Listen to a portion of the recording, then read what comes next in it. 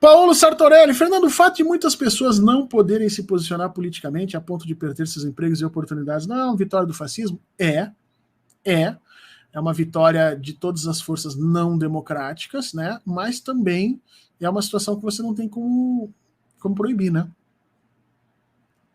Você não tem como proibir que um empregador deixe de contratar alguém pela sua posição política. A gente criou leis para que ele não possa verbalizar isso, né? Eu trabalhei uma vez numa empresa em que a dona era lá em Porto Alegre, a dona era uma alemã e os donos eram descendentes diretos de alemães.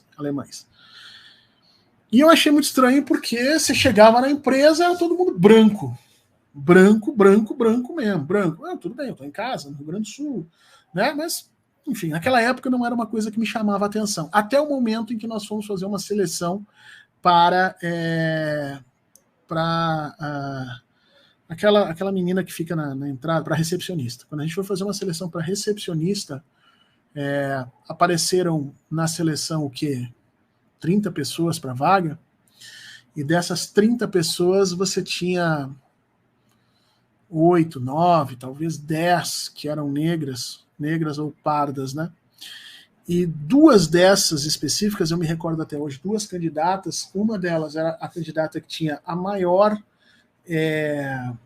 qualificação, ela disparada, assim, ela tinha vários cursos, ela estava terminando a faculdade, ela estava não sei do que, então, assim, maior das qualificações. E a outra candidata que me chamou a atenção era aquela que tinha o menor custo, porque ela morava bem perto da empresa. Inclusive, ela disse isso, né, no dia lá que a gente estava fazendo seleção, ela colocou no currículo, moro perto da empresa, porque como o empregador é quem tem que pagar o transporte, então, às vezes, se a pessoa mora longe, você tem que pagar 2, 3 passagens para as pessoas virem. E então, naquele dia, eu comecei a me dar conta, assim, desse racismo estrutural, né? Porque na hora de fazer a seleção, nem foi selecionada a que tinha as melhores características e nem a que era mais barata. Obviamente foi selecionada a pessoa branca, mas nunca eu vou poder dizer que essa seleção foi feita por racismo, porque na realidade essas coisas ficam entrelaçadas ali no meio, ninguém fala sobre isso abertamente, né? Então, a mesma coisa acontece aqui, entendeu? A pessoa não vai comer lá no restaurante do Meat Buster, mas a pessoa não vai dizer que não vai comer porque o Meat Buster é de esquerda, embora você saiba que é verdade. Então são questões sociais que a gente entende que isso é parte da violência política que se abateu sobre a sociedade brasileira, da intransigência, do racismo e tudo mais, mas a gente não tem como comprovar isso, é raro comprovar. A gente só comprova esse tipo de coisa quando o estúpido, né, vai lá na frente e diz, seu negro, seu não... Aí a galera comprova, porque daí não tem o que dizer, mesmo assim ele vem a público depois dizer que ele toma um remédio, né, todo racista é esquizofrênico, toma remédio carimbado, e naquele dia ele não tomou, é um troço impressionante.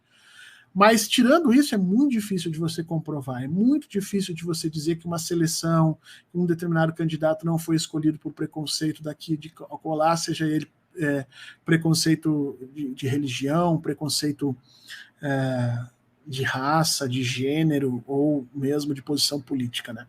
Então é uma questão bem difícil, é uma questão que a gente só tem como acessar essa questão, melhorar isso através da educação.